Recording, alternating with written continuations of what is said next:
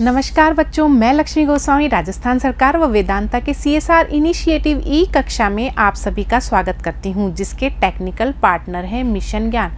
बच्चों, यहां हमने सुभद्रा कुमारी चौहान की कविता मेरा नया बचपन का अध्ययन पिछले वीडियो में किया था। अब हम इससे संबंधित प्रश्न उत्तरों को आज हल करेंगे। तो आइए पहला प्रश्न देखते हैं। कवित्री को बार बार क्या याद आती है? युवा काल का जीवन, बचपन की मधुर याद, जीवन खूब निराला है, मन का संताप। तो हमारे पाठ का नाम ही मेरा नया बचपन है, तो यहाँ पर बचपन की मधुर याद कवियत्री को बार बार आती है। बचपन में कवियत्री के रोने पर काम छोड़कर कौन आई? कवियत्री की सहेली, कवियत्री की माँ, कवियत्री की दादी या कवियत्री की बहन? तो यहाँ पर कवियत्री की माँ आई थी। कहा है ना कवित्री ने कि माँ बचपन में जब वह रूठ जाती थी, रोती या मचलती थी, तो वह काम छोड़कर आती थी और उसको गोद में उठा लेती थी। अब आगे देखते हैं। कवित्री को बचपन में आंसू के मोती आज कैसे लगते हैं? तो जब बचपन में उनके आंसू आते थे और जब सारे घर वाले उनको मनाने में लग जाते थे, तो कहते हैं ना आंसू जयमाला पहनाते थे, तो उनको लगता था कि उनकी जीत हो गई। तो वह कवित्री को आंसू के वे मोती आज जयमाला जैसे लगते हैं।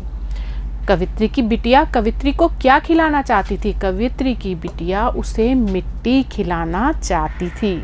कवित्री किलकारी किल्लोल मचाकर सूना घर आबाद किया। पंक्ति का भाव स्पष्ट कीजिए। कवित्री को प्राय अपने बचपन की मधुर याद यहाँ पर आती है। उसे अपना घर सूना लगा करता था।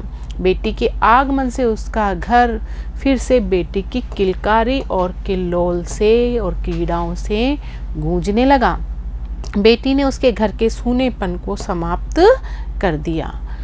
नैन नीर युत दमक उठे का भाव स्पष्ट कीजिए। तो यहाँ पर जो नैन नीर युत है, तो जो नेत्र हैं वह आंसुओं से युक्त, आंसुओं से भरे हुए नेत्र, इसका अर्थ है। तो उत्तर देखते हैं हम। कवित्री बचपन में जब कभी रोती मचलती थी तो घर के सभी लोग बहलाने में लग जाते थे। उसके दादा भी उसे बहलाने के लिए गोद में लेकर आकाश में चंद्रमा दिखाया करते थे। तब कवित्री को आंसुओं से भरी आंखों की प्रशंसा से दमकने लगती थी और वह मुस्कुराने लगती थी। मेरा नया बचपन का सारांश लिखिए।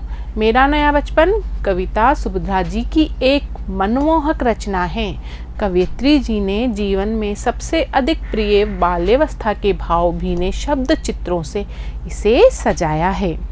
कवित्री को बार बार अपने बचपन के दिनों की मधुर यादें आती रहती है। उन्हें लगता है कि बचपन के जाने पर उसके जीवन की सबसे मस्त खुशी चली गई। बचपन का निर्भय और स्वच्छंद होकर खेलना, खाना, ऊंच नीच और छुआछूत रहित मस्त जीवन आज भी वह नहीं भूलती है। जब भी कवित्री रोती मचलती थी तो उसकी माँ घर के सारे काम काज छोड़कर उसे गोद में उठा लेती थी और उसे चूम लेती थी। उसके दादा भी उसे गोद में लेकर चंदा दिखाया करते थे।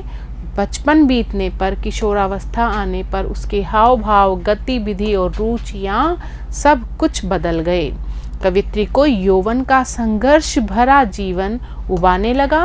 विवाह के पश्चात उसे घर सूना सा लगने लगा और वह अपने मधुर बचपन को याद करती रहती थी।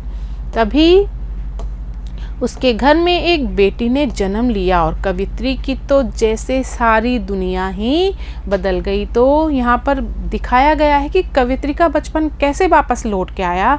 जब उनके घर में उनकी बेटी ने जन्म लिया तो उनके घर के सूनेपन को उस बेटी ने दूर कर दिया और बेटी की जो क्रीड़ाएं थी उसको देखकर कवित्री का बचपन उनकी बेटी के रूप में वापस लौट आया था। बिटिया की ओ माँ पुकार और माँ काओ जैसी भोली मनुहार ने उसके जीवन में जैसे उसके बचपन को फिर से साकार कर दिया। जीवन में बचपन की ऐसी क्या क्या विशेषताएं हैं जो हमें आज भी याद आती है? तो कवित्री ने जो यहाँ पर बचपन का एक चित्र सा प्रस्तुत किया है वो हमें सबको अपने बचपन से जोड़ देती है। हम देखते हैं ना, उन्होंने जो बाल सुलभ क्रीड़ाएं पेश की है वह हमको हर बच्चे में दिखाई दे जाती है।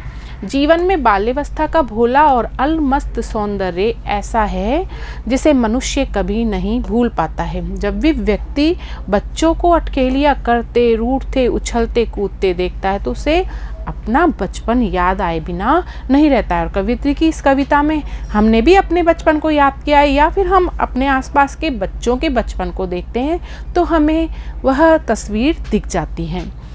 बचपन की कुछ निजी विशेषताएं होती हैं, आगामी जीवन में मनुष्य को दुर्लभ हो जाती है।